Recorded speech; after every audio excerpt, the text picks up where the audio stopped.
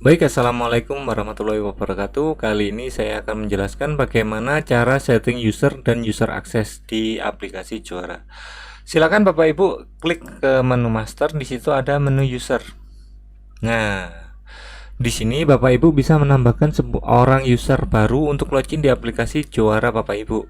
Caranya gimana? Di sini ada tombol tambah. Nah, kemudian data user ini khusus dia ngakses apa? Misalkan kalau Bapak Ibu memiliki beberapa outlet ya bisa dipilih, karena ini hanya satu outlet ya, outlet toko Alda saja.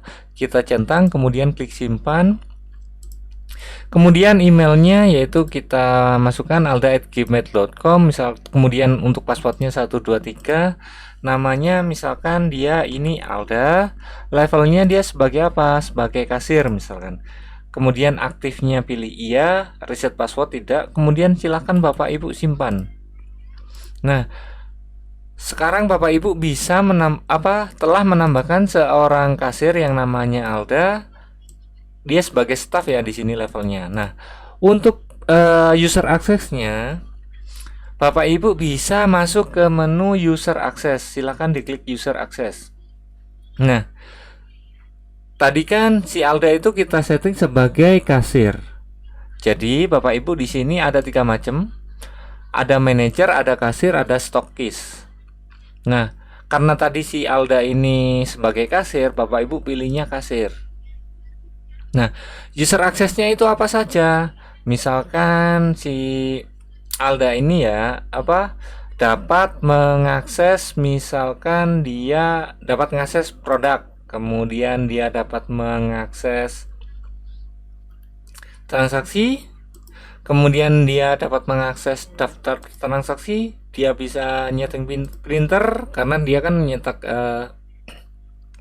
sering nyetak ya, kasir ya. Kemudian dia dapat menambahkan voucher misalkan, atau voucher ini khusus manajer saja, berarti yang voucher yang bisa menambahkan voucher hanya manajer, jadi nggak usah dicentang. Kemudian dia bisa mencetak laporan kas, laporan penjualan produk, reservasi, penjualan detail, laporan penjualan, laporan mutasi kas. Kemudian dia nggak bisa mengakses open, jadi dia nggak bisa menambahkan produk atau mengurangi produk, dia hanya bisa menjual saja. Jadi untuk open ini misalkan kita kasihkan ke user lain yang khusus menangani open sama barang ya.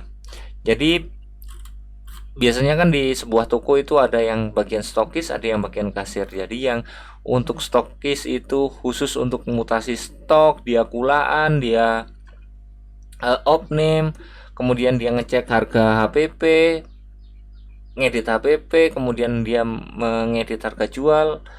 Itu biasanya stokis atau manajer ya. Kalau untuk kasir dia hanya transaksi sama daftar transaksi saja. Kemudian kalau sudah, silakan Bapak Ibu klik simpan. Maka khusus username Alda ini sudah bisa disimpan. Nah, sekarang untuk loginnya, gimana caranya untuk login? Silakan Bapak Ibu logout dulu.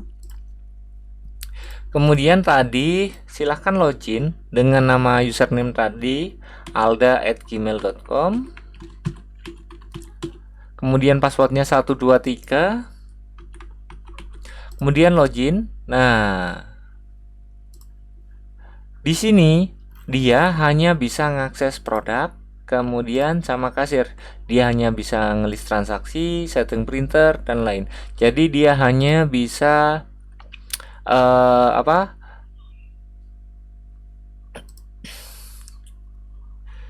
dia hanya bisa melakukan transaksi ya, transaksi mulai dari transaksi penjualan. Nah, tinggal menambahkan produk, kemudian simpan pembayaran. Jadi si kasir ini hanya dapat melakukan ini. Untuk mengakses data yang lain itu tidak bisa.